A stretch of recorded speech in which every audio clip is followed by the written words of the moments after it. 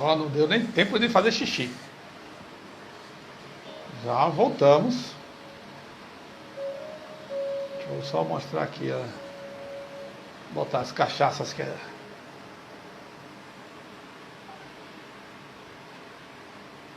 As cachaças que nós temos aqui. Obrigado, gente. Vocês estão.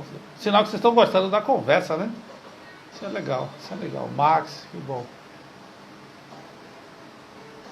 Elquinha, querida, que bom. A conversa tá boa. Fala aí, dê seu pitaco aí. Deve estar, porque você voltou, né?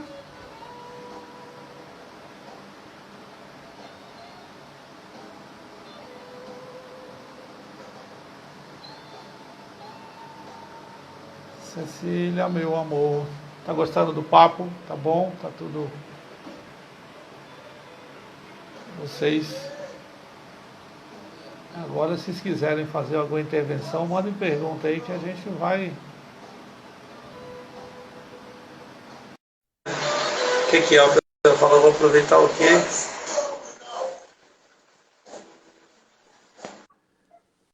Isso, aí entra de novo na live e solicita para entrar igual Já você fez. chegou.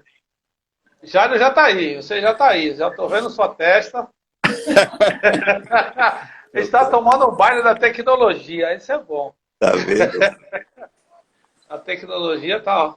Rapaz, o pessoal tá, graças a Deus, ó, você é o cara, bicho. Ó, a gente tá aqui conversando, o pessoal tá aqui, Otto, Sanhaçu, Elke, todo Ah, mundo. estão aí? Ah, Posso falar uma coisa para ele? Pode. o pessoal da Raimundo. Tieta. Raimundo, Oi, Raimundo, querida. Fale, o, meu bem. o filho ligou para orientar ele, viu? Olha, isso tá a prova que ninguém sabe tudo. É, exatamente. A gente está sempre aprendendo. Eu gosto de falar uma frase que o meu avô falava. Eu era muito pequeno. Na realidade, eu nunca fui pequeno, né? Mas tem a idade. Ele falava assim: procure aprender tudo, mas nunca esqueça aquilo que você já aprendeu. Aprenda coisas novas, mas nunca esqueça aquelas coisas que você já havia aprendido. Então, a gente é uma máquina de aprendizado. Né? Estamos aprendendo. Exatamente. E olha que nossa cabeça tem espaço para Dedé. A gente não usa quase nada dela, viu? Por mais que a gente não usa quase nada. O HD da gente é quase que infinito. Então a É, gente vai exatamente. aproveitando. E eu falei que eu ia fazer um Ctrl+C, Ctrl+V na sua cabeça. A gente está aqui. Já temos mais 9 horas, só para constar, viu, gente? Estamos entrando na 8ª hora. E a Elke Já está quieta aí ou estava. não? Tá nada, ela tava postando nos grupos lá, porque você não avisou a ninguém. Disse que o Jairo não falou para ninguém que ia estar aí. E eu tô aqui avisando pro grupo. É o que é a nossa RP, as relações públicas. Ela tá dando risada aí. O Marcelo, tá? Que bom, gente. Tá, sinal que eu acertei em cheio. Eu botei a régua lá em cima. Agora eu deixei todo mundo babando. Mas enfim, Puxa vida. nós estávamos falando. Você tem uma passagem de caipirinha, tem algumas passagens que eu sei, mas no momento certo eu vou cutucar você. Então, você trabalhava, não sei se pode falar o nome da empresa, a Pode, empresa, claro. a Siemens, tem gente que fala Siemens. errado, Siemens, mas é Siemens. Siemens. Eu trabalhava na Atlas Copco, então era uma Ah, sueca, olha. aham. Então, os alemães realmente, o europeu, o estrangeiro de modo geral, não vou taxar em qual país, em qual região, eles gostam muito da caipirinha. Bom, mas se a gente chega para a cachaça in natura para o cara, para falar assim, olha, vamos tomar um shot, é como se você estivesse levando esse cara para o cemitério. Porque é difícil alguém chegar e falar assim, de cara que gostou de cachaça, porque já começa que eles vão beber de uma forma errada. Você não dá nem tempo de você falar, para, cara, já tenta Toma, correr para dentro. A toma primeira, devagar, né? se você não chega antes e fala assim, olha, vai beber devagar. Se não entregou na mão do cara, ele vai virar na tampada só. E não gosta. Então, como é que é essa relação? Você tem a facilidade da língua, né? Eu sei disso. como que é essa relação do estrangeiro com a cachaça, propriamente dita. Não a caipirinha, porque a caipirinha... Quem que não gosta de caipirinha? Só o brasileiro. É verdade, né? A relação, porque você sabe que o estrangeiro gosta do destilado, né? Ele gosta de conhaque, né? Gosta do tequila, né? O alemão mesmo tem os schnapps, os Obstler, né? Korn, né? Que é um de cereal, outro feito de frutas.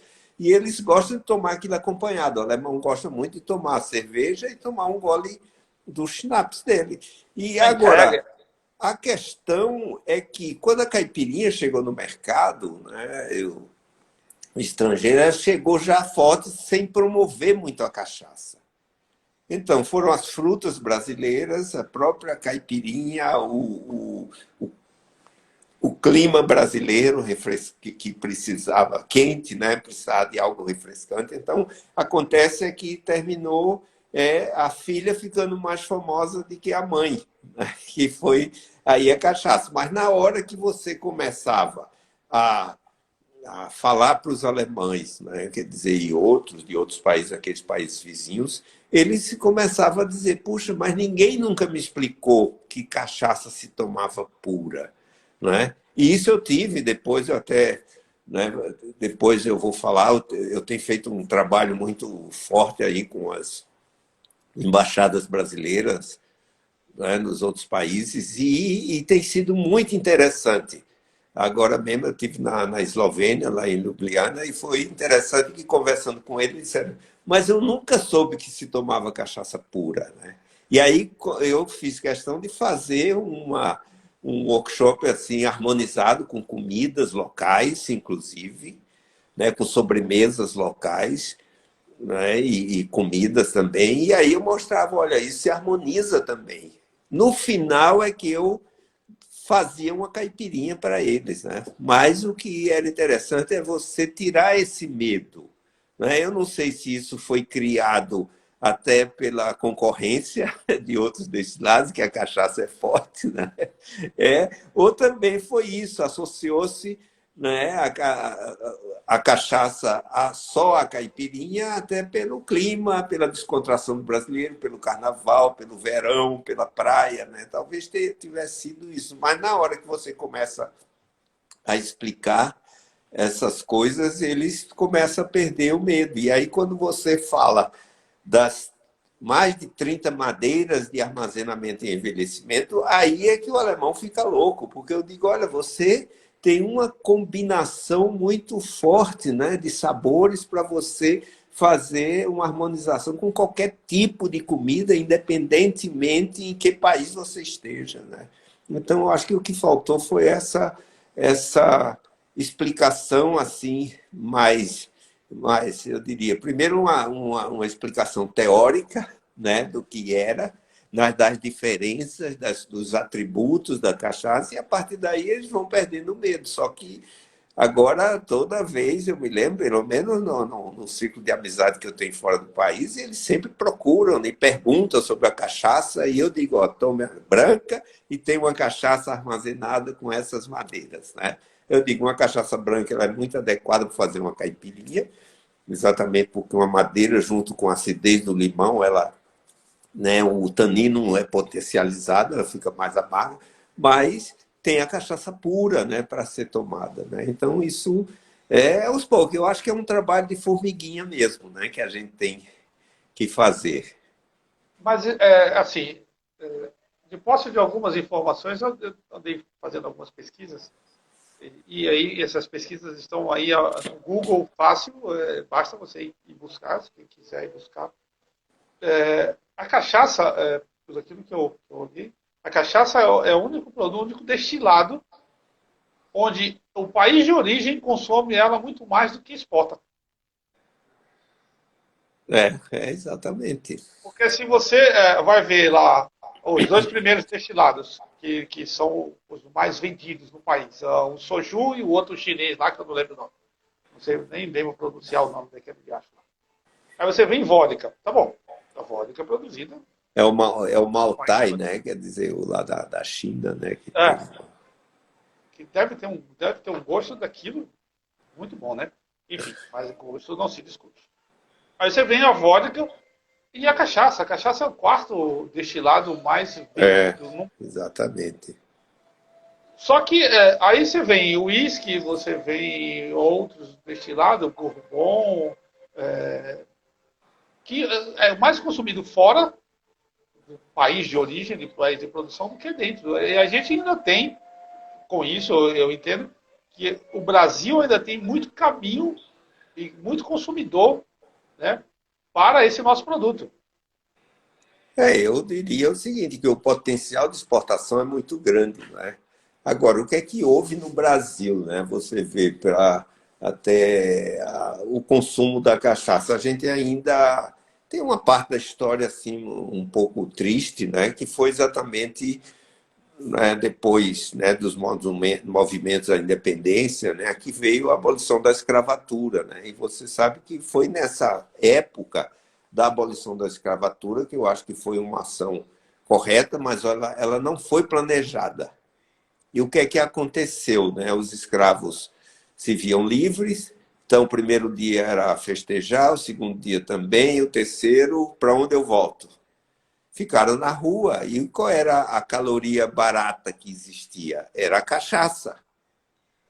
Porque eles se alimentavam exatamente da cachaça. Foi exatamente esse ponto que ficou associado muito à sarjeta, à embriaguez, a isso, né? Então, com isso, né, e começou-se, né, o pessoal de baixa renda começou a tomar cachaça mais privilegiando a quantidade, né, porque era a caloria que tinha que se tomar, né, já que não tinha alimentação disponível, e com isso ficou esse consumo. Agora, depois que começou a surgir toda a legislação, né, brasileira para a qualidade, então a cachaça adquiriu realmente patamares de qualidade que não deixa nada a desejar com qualquer destilado internacional.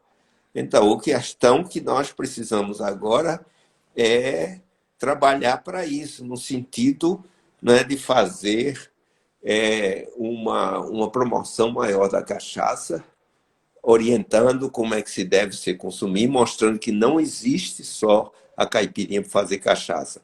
Foi aí que eu tomei a iniciativa até, né, de fazer uma... Eu tenho um filho, meu filho mais velho é diplomata, e quando ele estava fazendo o Instituto Rio Branco, lá em Brasília, quando estava prestes a terminar, eu cheguei para ele e disse, eu posso fazer uma palestra de cachaça para essa turma do Rio Branco? Parabéns para você, parabéns para seu filho. Porque Rio Branco, meu amigo, não é para qualquer um não, viu? Para quem não sabe, Rio Branco não é para qualquer um. Não esqueça o USP, Enem, isso aí é... Parabéns para você. Então, aí eu fiz para a turma dele, que foi a turma Nelson Mandela. Né? E aí eu cheguei um pouco antes da formatura, eu disse, junta todo mundo aí que eu vou falar. E dei uma aula de cachaça. Eu digo, olha, vocês estão se formando em diplomatas agora, pelo Rio Branco, vocês vão ser os futuros embaixadores da cachaça. Né?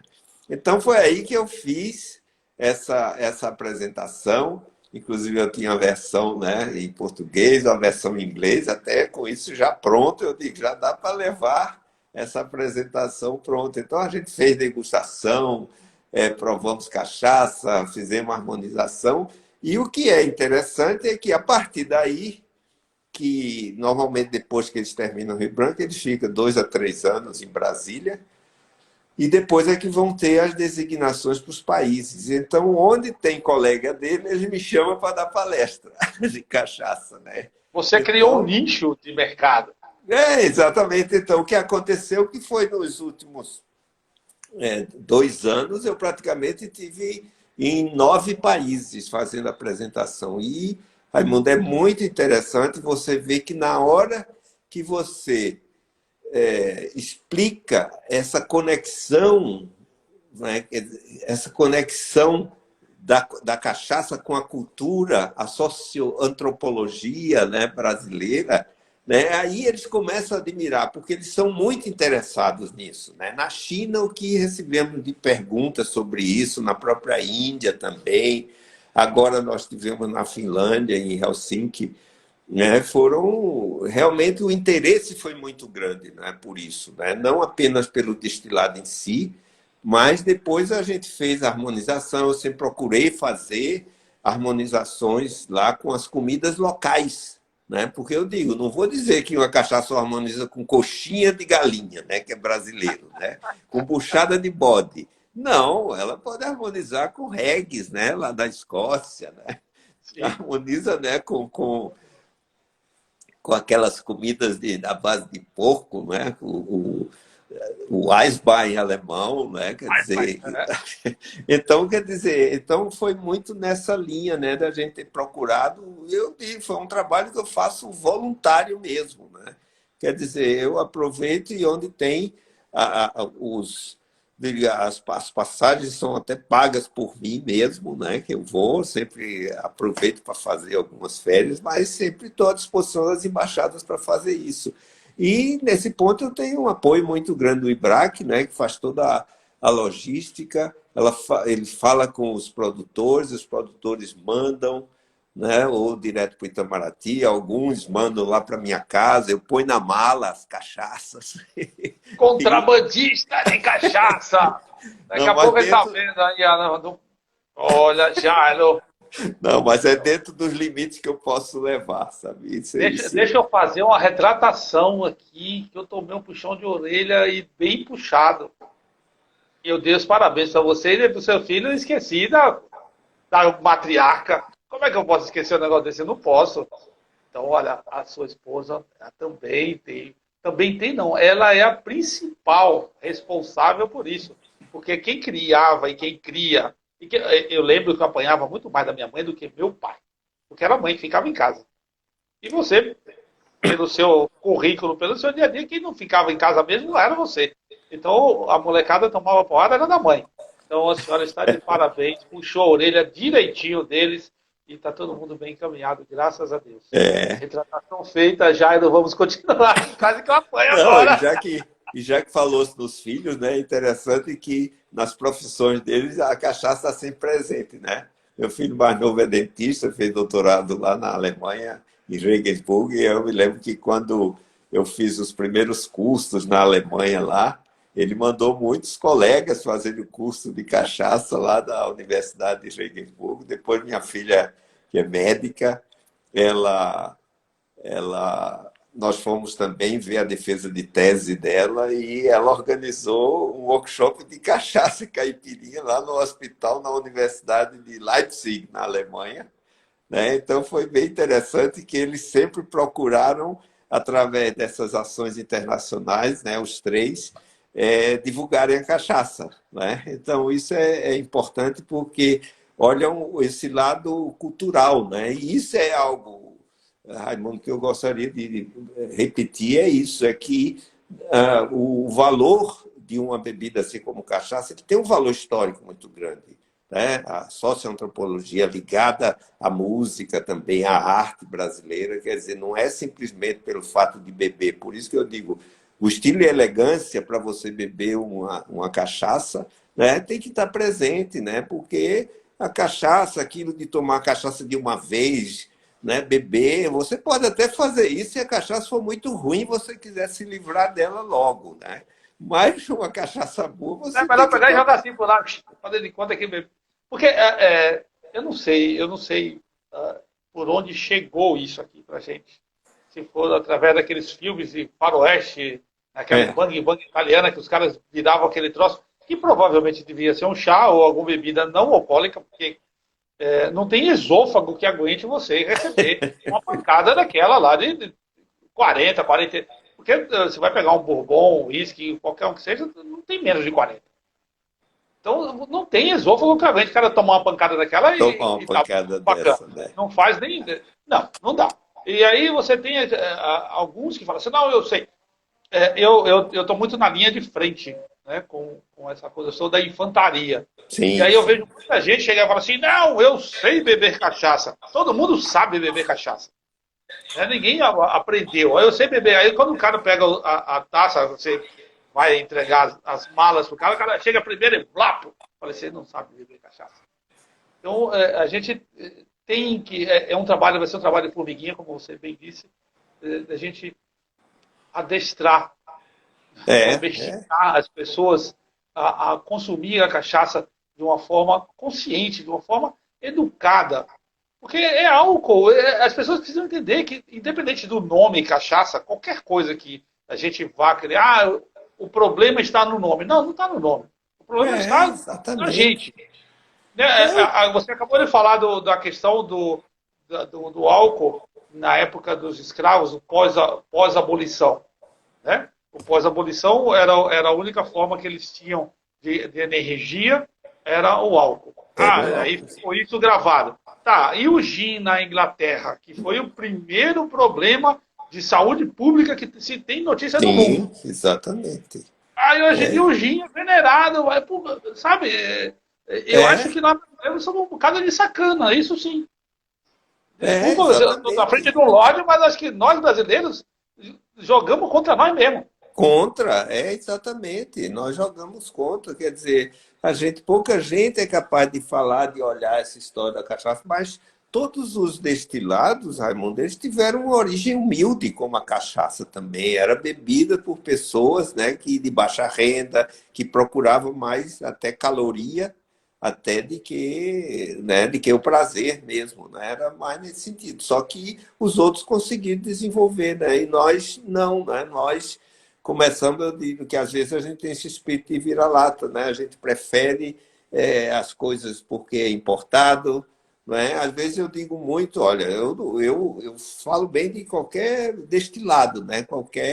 Mas não, agora, não tolero exatamente levar a cachaça assim para esse lado, que ela não merece isso. Ela tem uma história muito bonita, tem uma cultura muito bonita, né? E indo para o tema da socioantropologia, o que a cachaça está ligada a todos os fatos pitorescos da história do Brasil, a música, né? A própria culinária, né? Aquela história, de você, véspera do Natal, dar a cachaça para o Peru, né? Amaciar a carne, né? Os registros históricos, né? Medicina popular do Nordeste, está ligado até à mitologia brasileira, né? Do Curupira, Caipora, né? As bebidas, festas populares, né? Quer dizer, tem uma ligação muito grande e a gente precisava realmente difundir isso. E tem sido, para mim, uma satisfação muito grande nesses países, como a gente tem ido agora mesmo.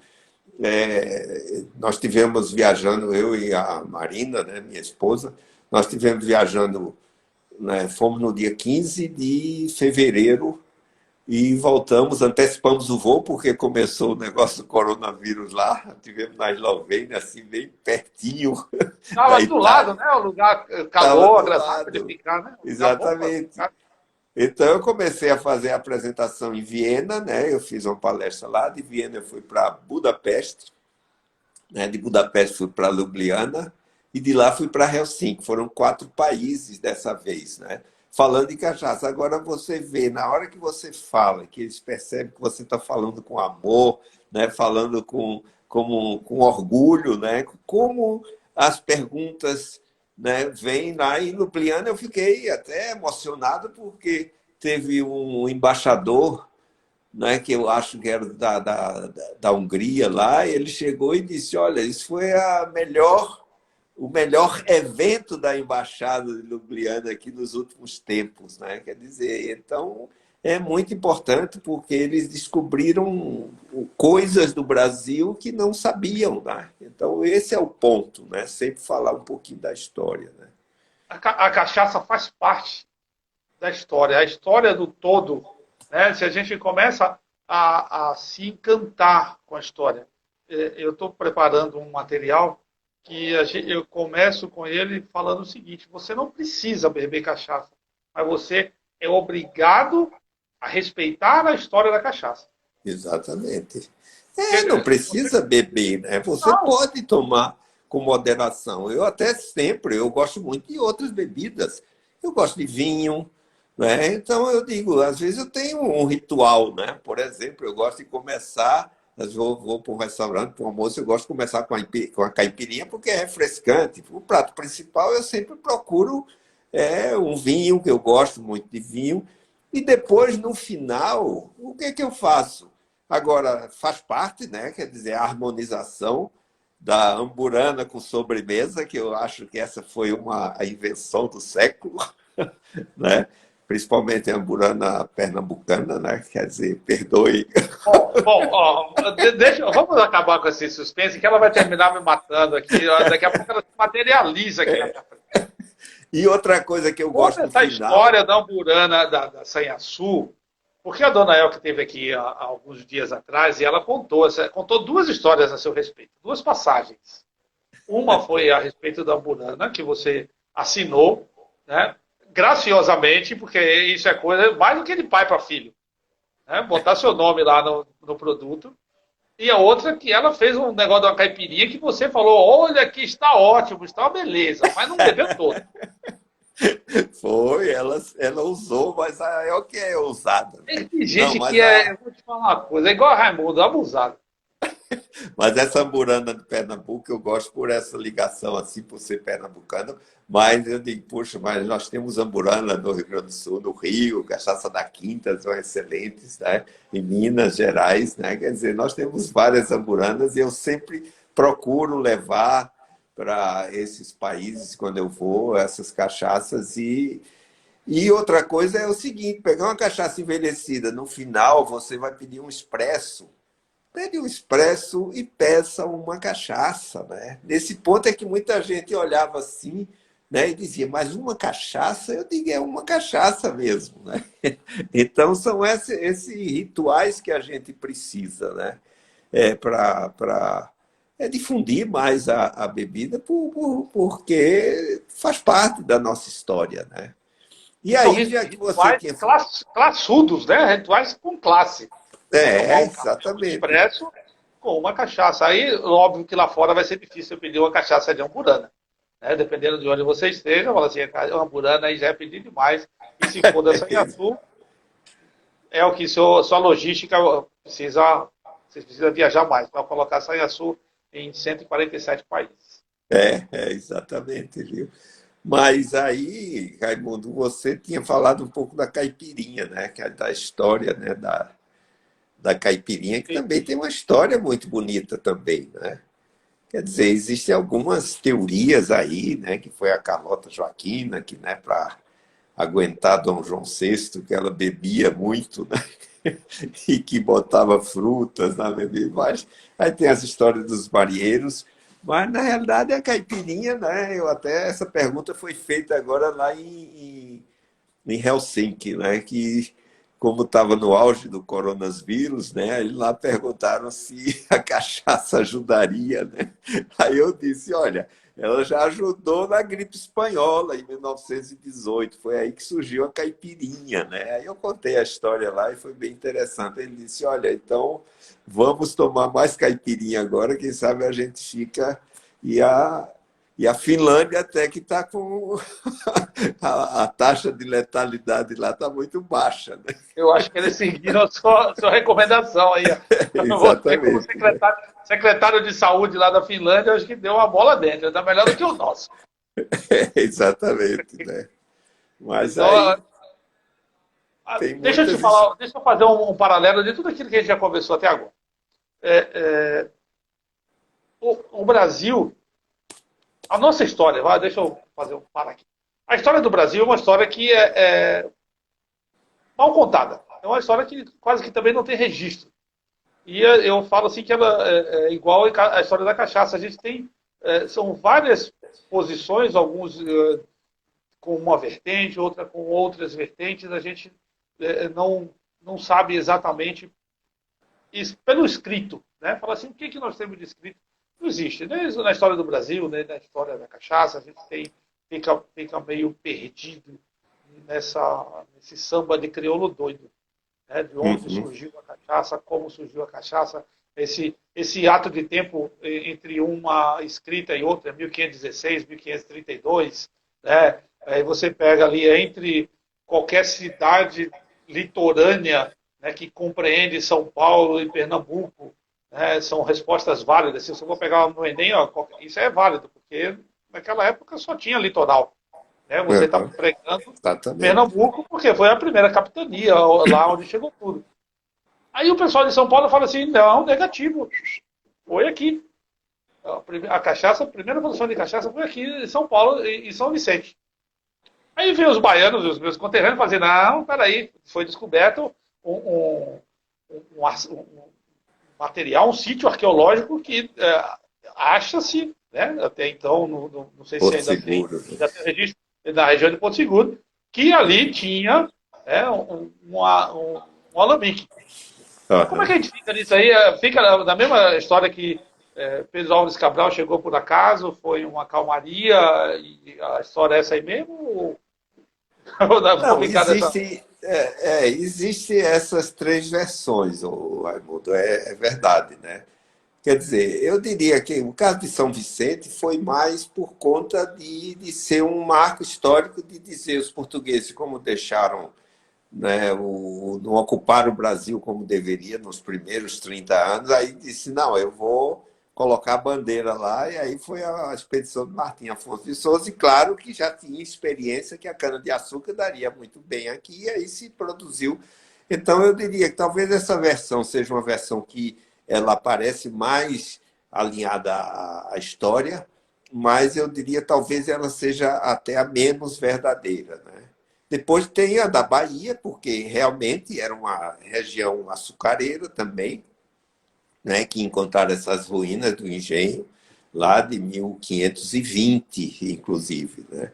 E o outro fato é esse de Itamaracá. Então, eu diria o seguinte: às vezes é difícil, já como a gente não tem algo que possa precisar, não é? Eu diria o seguinte: ela foi destilada, né, em qualquer ponto do litoral brasileiro entre 1516 e 1532. Aí, A precisão mais imprecisa que pode existir no mundo, né? Não existe, mas de não qualquer existe precisão. forma, mas se você vê outros destilados, por exemplo, quando eu fui pesquisar o pisco também, você vê uma janela na realidade. A tequila também tem uma janela assim, né? Pelo fato de não ter esses registros feitos, né? Mas de qualquer forma, né? Eu diria que é válido mesmo que você não tenha essa imprecisão, mas na linha do tempo você sabe mais ou menos em que época aconteceu. E essa da cachaça ser o primeiro destilado das Américas, isso é taxativo. Isso não há dúvidas com relação a isso. Vai que é Sula Brasil, né? E brasileiro, Exatamente. infelizmente, E esquece temos que muito ter disso. orgulho disso, né? Esse é o ponto, né? Temos que ter orgulho disso, né? A gente precisa mudar muito, muito, muito, muito, inclusive nos mudar em alguns É. pontos. Não, Deixa eu te isso que fazer uma pergunta agora. você Fala. falou de exportação só para ver. Ó, a tequila mesmo, a tequila é mais nova do que cachaça, mas exporta 60% da produção, né? É exportada. Aqui no Brasil, praticamente 2%, 3% é que é exportado, né? Quer dizer, é muito pouco. Agora, tudo, a embalagem está bonita, o padrão de qualidade está excelente, você existe, tem uma literatura muito boa no mercado, quer dizer, a gastronomia já tem se usado muito da cachaça, o que precisa talvez seria uma associação melhor, né, junto com os bares e restaurantes, para que isso seja promovido, para que isso haja uma capacitação. Isso a gente tem muitos cursos também de sommelier de cachaça, né? Simplesmente está tudo à disposição. O que precisa realmente é uma atitude, né? E essa Deixa, atitude transformadora é isso que precisa, porque o resto, todos os requisitos que a gente tem, inclusive com relação à sustentabilidade, a cachaça é o destilado que ela tem, né, os preceitos da sustentabilidade usada em toda a cadeia produtiva. Agora, tem um ponto que eu acho que é muito importante, eu vou só lançar, mas eu não quero entrar em polêmica, é que às vezes eu a gosto de gente polêmica. Nós temos ainda 8 horas, vamos polemizar essa troca aí. dá para muita polêmica. É que às vezes a gente tem uma briga, né, uma vaidade interna e fica querendo. Quer dizer, Qual é a minha recomendação? A gente tem no Brasil o Instituto Brasileiro da Cachaça, que cuida exatamente do Brasil como um todo. Nós temos a Câmara Setorial da Cachaça, que eu faço parte dela, inclusive ela é sempre elogiada, que é uma das câmaras setoriais mais atuantes. E o que nós temos que fazer é fortalecer exatamente os institutos, né, locais, estaduais, exatamente com esse sentido, né? As associações locais para cuidar dos problemas do seu estado. Eu acho que é isso.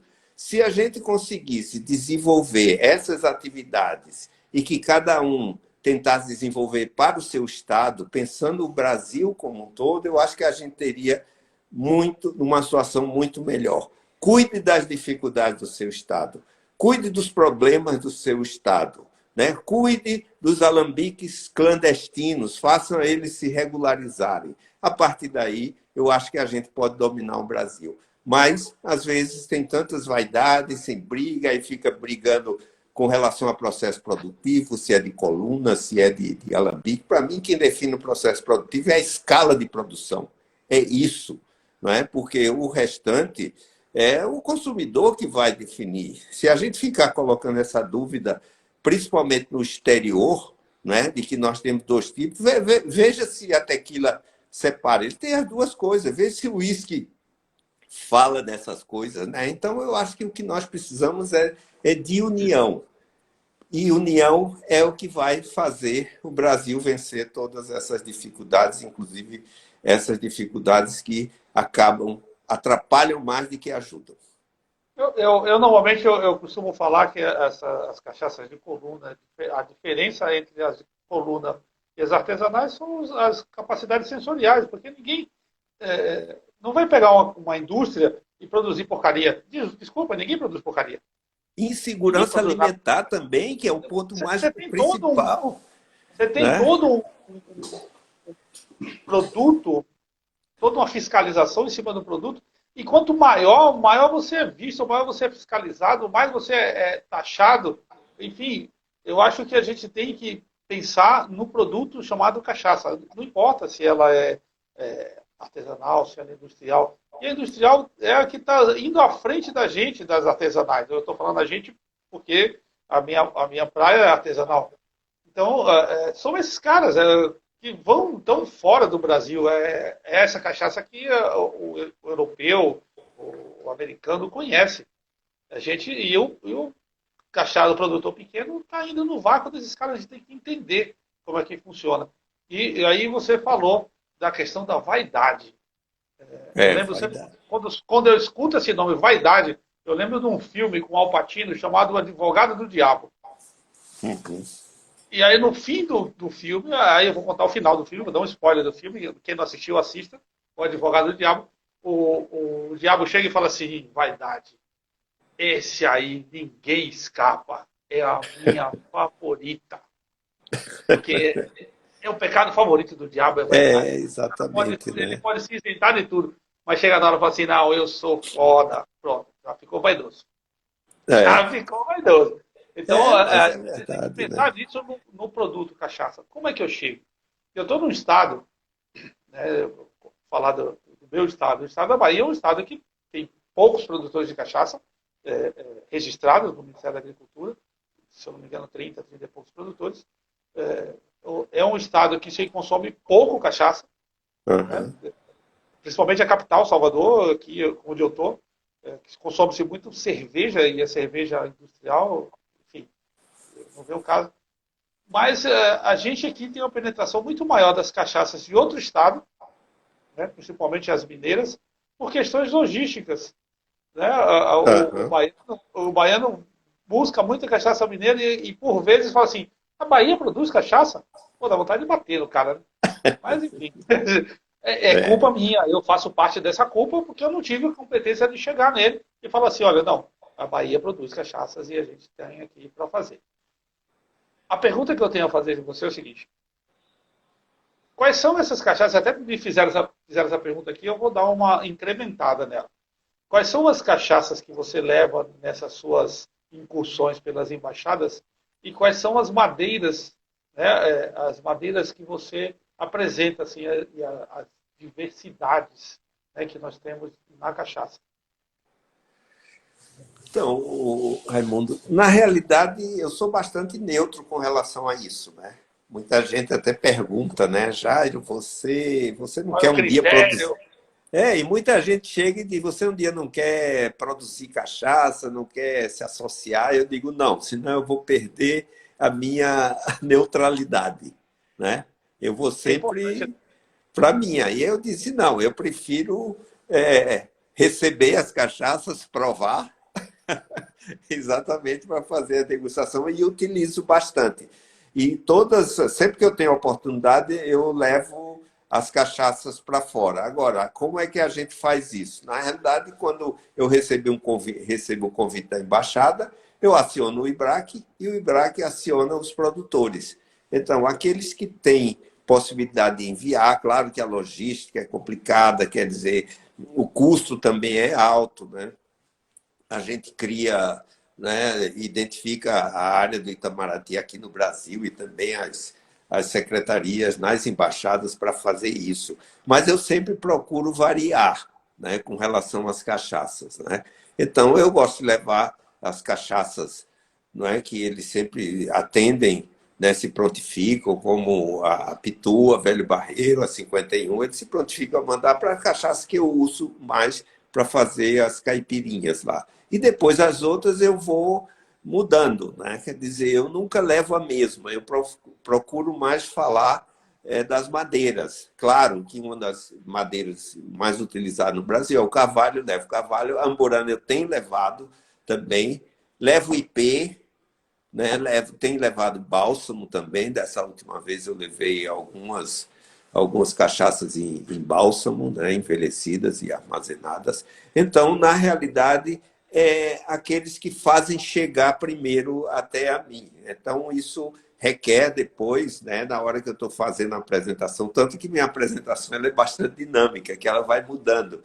E aí o trabalho que dá é exatamente eu pegar essas madeiras, falar com o pessoal das embaixadas, identificar quais as comidas típicas de lá, os petiscos típicos, né? E a partir daí eu faço a harmonização, né? Mas eu diria, não existe uma marca determinada que eu levo, né?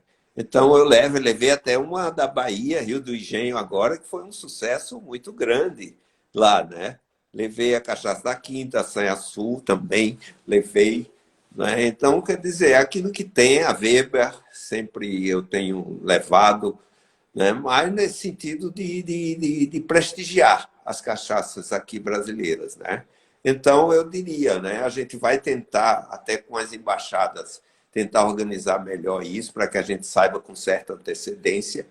E eu tenho, claro que como a minha mulher vai sempre comigo, então a gente procura aquelas, até por segurança, levar algumas na mala, porque então, agora, nessa viagem da Europa, realmente foi olha, foi uma verdadeira É complicado. aventura, Raimundo, Não, mas aí porque tá tinha uma... país que não recebia, aí eu guardava, mas na realidade eu saí viajando por todos esses países e praticamente na mala tinha umas 8 garrafas de cachaça, né? E, no fim, era uma variedade muito grande, né? Mas sempre garrafa grande ou garrafa de 275? Não, eu tenho levado a grande, porque quando eles começam a tomar, bebe A tudo, viu? zorra líquida seca na hora, né? Você tem que É, tirar o caboclo de. Já tirou o caboclo de dentro da garrafa na frente dos caras? Não, seu Moá que faz isso, né? exatamente, ele que faz isso. Mas eu levei as primeiras que eu fiz, foi até na Índia, né? Já fiz 2 apresentações na Índia, e lá foi aí, naquela época, eu levei umas menores. Mas como eu vi que a turma bebe mesmo, eu digo, não, eu vou ter que levar a maior. Né? E tem sido um sucesso muito grande lá. Deixa eu te fazer. Tem uma pergunta aqui do pessoal da Colombina que fala assim: eu vou ler, vou ser textual, ipsis literis. Com todo respeito ao mestre, mas o consumidor precisa ser informado sobre as diferenças, sem mérito da qualidade, que é a decisão do consumidor. Ou seria tudo igual? Cremos que não.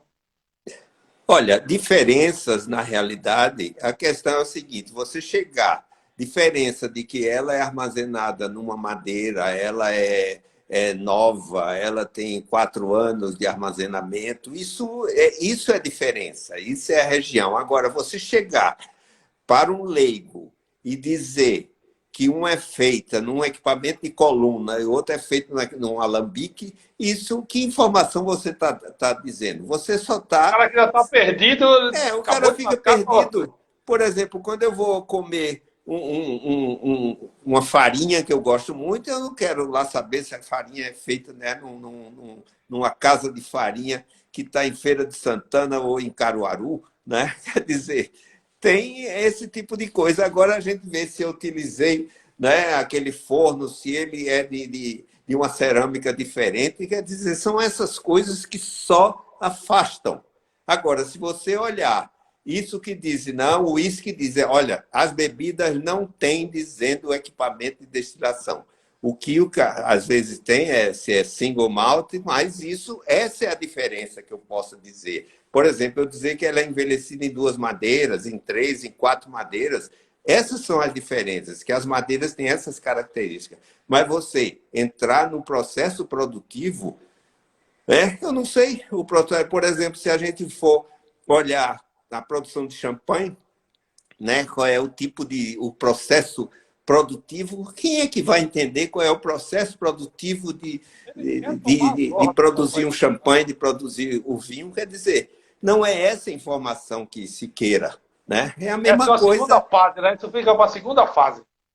Isso é depois é que você vai estudar e você vai procurar. Mas eu digo, se a gente coloca a dúvida na cabeça do consumidor, o que é que ele vai fazer?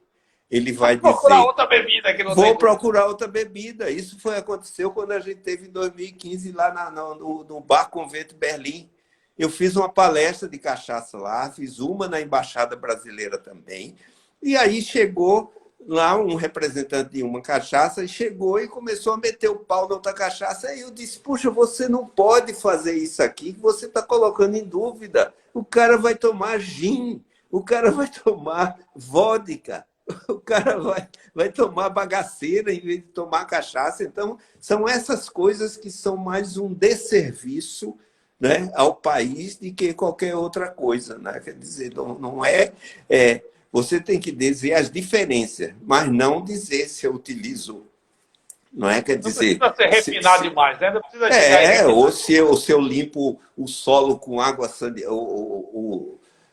quer dizer, o chão com água sanitária, eu uso sabão. Imagine se você vai dizer esse tipo de coisa. Né? Quer dizer, eu tive na José Cuervo, lá no México, né, em Tequila, e quando eu vi, tinha um alambique do lado de uma coluna. Aí eu cheguei e disse... Aí ele disse, não, essa que a gente produz, essa aguardente da família que a gente produz numa quantidade menor, eu uso alambique. Nessa que eu produzo uma quantidade maior, eu uso a coluna. Quer dizer, eu digo, existe explicação melhor do que essa? Não precisa eu falar desse tipo de coisa, né? De entrar nesses detalhes. As coisas das tecnicalidades, né? Que não, naquele momento não é necessário.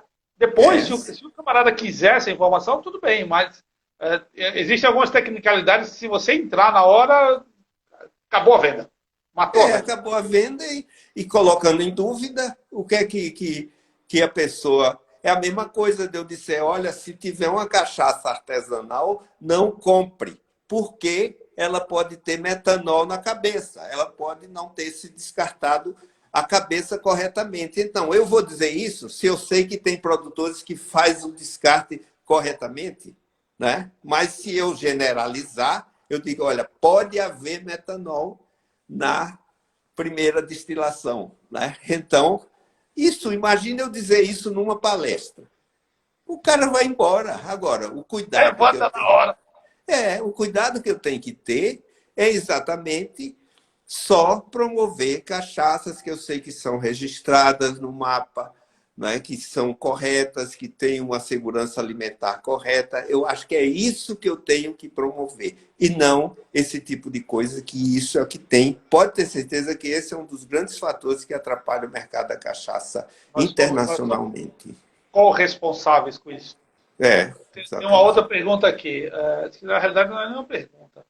Estou cada dia mais convencido de que o modelo de comunicação do uísque escocês sobre o seu processo produtivo deveria ser assemelhado para a cachaça. Eu não sei qual é essa forma de...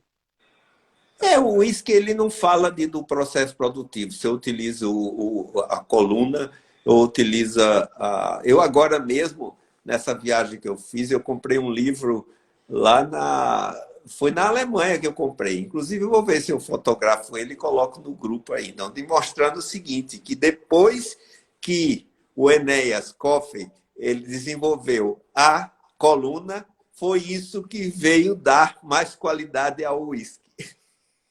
Exatamente isso, tem uma foto desse jeito. Né? Eu posso até traduzir, que esse livro está escrito em alemão, mas é bem interessante isso. Na hora que eu vi aquilo, eu digo, olha, é exatamente, e a gente fica dizendo outra coisa, mas não é isso, ninguém entra em maquinário, né, no rótulo, isso não aparece, por mais que tentem dizer, isso não entra. Então eu digo, temos que nos preocupar com a legislação, temos que nos preocupar com a qualidade alimentar e segurança alimentar de um destilado. É isso. Ele não pode ter substâncias que podem prejudicar a saúde. Esse é o ponto principal. Entramos num ponto polêmico aqui. Você acha que você não polemizou? Tem aqui. Mas, professor, prata, ouro, prêmio, extra prêmio, gera muito mais dúvida na cabeça do consumidor. É exatamente isso, né? Outra coisa, né? Outra coisa que o consumidor, né, ele deve ver é o seguinte, puxa, o que é envelhecido, o que é armazenada, né? Quer dizer, isso também são coisas, né, que a gente tem que pensar, né? O que nós podemos não vamos mentir dizendo qualidade do produto e principalmente com relação à segurança alimentar, porque se a gente botar um monte de cachaça com metanol, vai cegar a comunidade toda. Isso aí a gente tem que se preocupar com isso. Agora, com relação ao sabor, ao aroma, isso o consumidor decide. É a mesma coisa, né? Se eu gosto de amburana, né, eu vou tomar amburana, né? Cachaça amburana. Se eu gosto de bálsamo, se eu gosto de ipê, né? Quer dizer, é esse tipo de coisa. É a mesma coisa com vinho. Se eu gosto de um vinho rosé, um vinho branco, um vinho, né, que está em madeira há muito tempo. Por exemplo, o Chile mesmo, quando produz vinho, ele, inclusive lá a legislação permite que você possa botar chip lá dentro. Agora pergunta, vê lá se está no rótulo, se ele tem chip ou não. A legislação simplesmente ele está atendendo à legislação do país. Eu acho que esse é que é importante. Ou seja, nós que gostamos de tecnicalidade, o cliente ele quer saber se a zorra do produto é bom, se o paladar dele está agradável. Exatamente, é isso. E ele tem vontade de tomar um copo de novo. Eu acho que esse é o ponto. A gente que gosta de querer mostrar aquilo que a gente sabe. Exatamente. É a mesma coisa, né? Você gostou? Gostei. Pô, então tá bom, leve. Uma vez eu cheguei num curso, né? Até quando eu morava na Alemanha, fui fazer um curso de vinho. Aí o cara depois, né? Era um curso só de vinhos acima de 90% Parker, né? A pontuação. E aí o cara chegava e dizia, não, porque esse vinho ele tem um sabor de cassis com amêndoa, com não sei o quê. Aí no final ele dizia, é um vinho de muita personalidade. Aí eu disse, o que ele não tem é personalidade, porque ele aparece com todas as outras coisas. Completamente antagônico o que ele está falando, né? De personalidade, tem um gosto de cassis, tem um gosto. Eu digo, poxa, se você aí, eu digo para muita gente, qual é o sabor, o aroma dessa cachaça? Eu digo, olha, pode ter notas disso, mas não se preocupe se você não identificar. O que é importante é que você goste. Agora, não vá ter uma depressão porque você não vai descobrir que tem uma nota de canela em tal cachaça, né? Essas coisas é que a gente não pode. É engraçado. Eu tenho vários amigos sommelier. Eu também sou sommelier. Mas eu sou completamente fora do eixo. Porque não adianta você falar para um sujeito, para uma pessoa, falar assim, essa cachaça de bálsamo, ela tem as notas de tal coisa. Se ele não conhece, não sabe o que, que é, não está dando diferença alguma para ele. Não está fazendo diferença alguma. O importante, a pergunta é, você gostou? Gostei. Não gostou? Não gostei. Então vamos partir para uma outra. Qual é o sabor que você... Porque, assim, se nós formos falar de paladar, paladar é igual às nossas digitais. Cada um tem o seu. Cada um tem o seu, exatamente. Você não adianta, cada um tem um pH na sua boca, você tem momentos. Então, fala assim, olha, o que é mais agradável? E aí a gente tem que ser inteligente e falar assim, quais são as cachaças mais agradáveis para uma pessoa que não conhece? Pô, vamos na Amburana do Professor, porque é uma cachaça que ela tem um falso doce e vai dar uma enganada. Ah, você bebe uísque, então vamos botar um carvalhinho no cara, porque ele já tem o conhecimento daquela matéria. Exatamente. Vai namorando, isso é namoro. Eu sou vendedor, isso é namoro. Então, a gente fazendo vai apresentando. A gente vai fazendo as apresentando. experiências também, né? Com a harmonização, a cachaça mais seca, uma mais adocicada, uma com a sobremesa hoje, mas não precisa entrar no detalhe. Imagine se eu dissesse, a molécula tal vai ter que harmonizar com isso, aí eu fico louco. Aí, pô, eu vou andar com a tabela periódica no bolso. E sem contar, assim, as pessoas esquecem, porque é isso que eu falo. A gente quer vender o nosso conhecimento. Pô, eu sei pra cacete, então eu vou enfiar meu conhecimento no meio da história do produto. Tudo que acontece é reação química dentro do barril. Né? Os caras chegam assim, esse vinho você vai encontrar sabor de pimentão. Porra, onde que eu achei pimentão? Processo químico. É tudo processo químico. E isso pode acontecer ou não acontecer na sua boca. Dependendo da química da sua boca. A sua saliva. A saliva da gente é também responsável por isso. Então, a gente tem que largar. Eu gostei. Eu posso não ter aprendido absolutamente nada aqui nessa conversa, aqui nessas 2 horas, apesar de nós termos mais 8. Mas uma coisa, você me deixou muito, me colocou no meu lugar. Eu não tenho que ficar mostrando tecnicalidades para cliente. Eu tenho que mostrar para ele que isso é um produto registrado pelo Ministério da Agricultura e é bom. Você vai gostar, é bom para mim. Agora, é bom para você? Exatamente. Então, você tem um leque de possibilidades de oferecer. Vai ter uma cachaça produzida para essa pessoa. Pode não ser a sua, que você produz, mas uma hora ele vai falar assim, puta, achei a minha cachaça. É isso que eu gosto. É isso que eu quero. Isso pode ser um pitu. Desculpa. Isso pode ser uma troca. Não estou desmerecendo, né? Mas eu estou falando de método de produção. Né? Exatamente. Então a gente tem que respeitar. Eu acho que. Obrigado, professor. Foram 2 horas, ainda faltam 8. Eu vou deixar bem claro isso. Tem mais 8. Mas eu me coloquei no meu lugar. Puxei, achei minha bolinha. Esse negócio de ficar conhecimento é só entre a gente. É aquela coisa. É por isso que aconteceu o êxodo. Nós estamos vivendo no momento em que precisamos do êxodo. Exatamente. Chegar alguém e esparramar a gente pelo mundo. Falar, aqui está muito bom. Vocês estão falando. Entre vocês a conversa está uma beleza. Agora, e lá fora? Como é que está o negócio?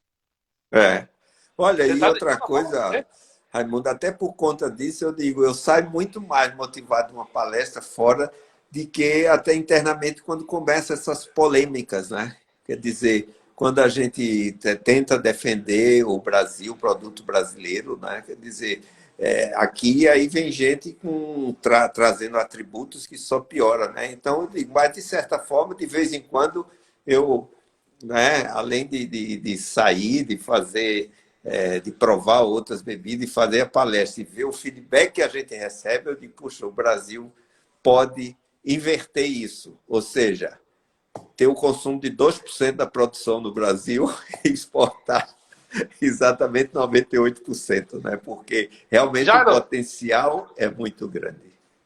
Nós não vamos fazer às 10, mas eu queria mais meia horinha para a gente fazer as considerações finais. Está acabando mais nossa 2ª hora. Só para a gente ter a consideração final, porque você não vai conseguir se despedir. Né? Então, vai cair de novo. Daqui a pouco essa zorra cai aí. Tá que nem o dólar. O dólar está subindo, essa zorra aqui vai cair. E a gente volta mais meia horinha só para a gente fechar aqui a conversa. Tá bom? Agora você já aprendeu, né? Não vai precisar pedir a ligação de Helsinki. Seu filho ligar de Helsinki para fazer uma interurbano para ensinar você a entrada. A gente já volta já. Estamos Tá caindo. bom, até já. Até daqui a pouco. Tchau. Tchau.